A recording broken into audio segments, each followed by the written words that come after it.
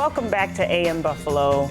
You may not be aware, but today is Glioblastoma Awareness Day. That's right. It is a day to help those affected by this devastating disease and remember the lives lost to GMB. Lives like Senator John McCain and Mike Traphagen. So we are so grateful to be able to have his wife here with us this morning to be able to talk about spreading awareness and the necessity for people to be aware of what this disease is and how it can be helped, how we can move forward and hopefully find a cure. Yeah. Michael died from brain cancer in October of 2020, and his wife Shannon continues to be an advocate and storyteller for those walking through brain cancer, grief, and loss. Shannon is an author, a host, and the Game on Glio podcast. So you have a podcast and you talk about Game on Glio, right? Game on Glio. Sorry about that. No, it's a mouthful. So thank you so much for joining us today. Thank you for having me here. I know it's not easy, right? Yeah. And we really do appreciate you being here to be able to talk about this because how long ago was it that you lost your husband? A year and a half ago. Yes, so this is very fresh for you. Yeah. But this is a story that a lot of people out there have, but don't have the opportunity to share like you do. And why is it so important that you do this, that you speak so openly about your pain? Yeah. For a number of reasons, but primarily because brain cancer is one of those few diseases that nobody really talks about. Nobody really does understand, and even with high-profile people like John McCain, Beau Biden, the president's son, people forget that this disease is extremely relevant and it's very widespread. When Mike was first diagnosed, he was 44 years old, and when the residents and the surgeon came down to tell us what they thought it was, the first words out of my mouth were, "What are you talking about? What does this mean?" Right. Nobody really knows what glioblastoma, nobody thinks about brain cancer being a young person's disease. No, not at all. And it is. And just as many older individuals get diagnosed, but I can't tell you how many individuals I have met under the age of 50 that have been diagnosed with glioblastoma, and there's no cure. Yeah. There is currently no cure for this disease, and it usually takes people fairly rapidly. But we're starting to see trends and we're starting to see clinical trials, and there are so many doctors fighting to give longevity to individuals, and that's part of why I do what I do. Yeah, and what are some of those trials that you're seeing? What are some of the things that you're seeing the doctors? So one of the biggest ones right now is Cervax-M, which is a vaccine for newly diagnosed glioblastoma.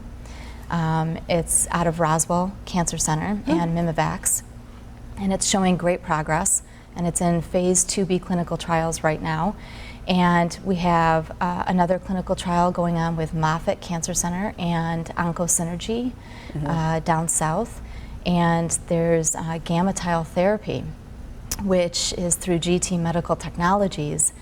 It is a revolutionary little tile that is placed inside the brain during brain surgery when you're first diagnosed with glioblastoma or have a recurrence, and the radiation emits internally right next to the tumor, so you don't have to go in for radiation all the time, and then when it's done, it dissolves.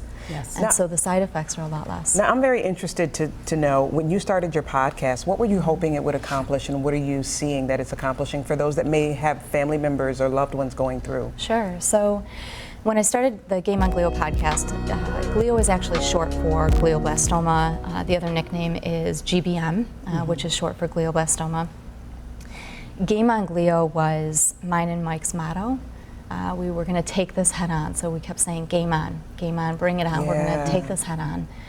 And so when I started the podcast, I started it to bring his legacy into the future, not only to share our story, but I wanted to give a hub to people across the globe to have a place to listen to the information, to digest the information, because when you're immersed in this as the caregiver, whether you're the family member or the spouse, the son or the daughter, you don't have time to go to clinicaltrials.gov all the time and decipher and look through and pick through to see what's going to be the best fit or what could work or what might not. That's so true, right. And it's too much information, and for the average individual, you don't know what a lot of this stuff means.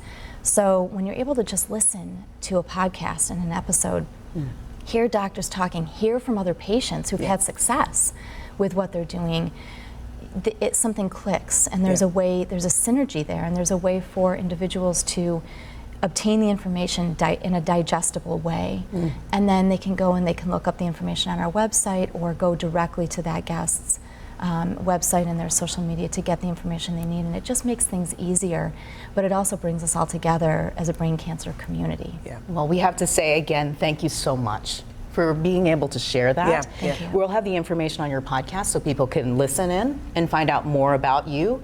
And I have to say, has this really been something that has helped you and your family move forward? Because that really is kind of where you are right now.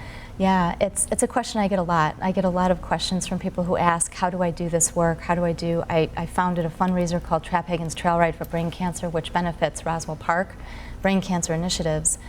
And to stay immersed in this every single day, people wonder if it helps me, and it absolutely has. Awesome. To be a voice and to be an advocate for the brain cancer community, this is just what I'm destined to do right now. Well, you know what, Shannon? You are a blessing to us and you're beautiful, and thank you so much for your time. We'll be right back.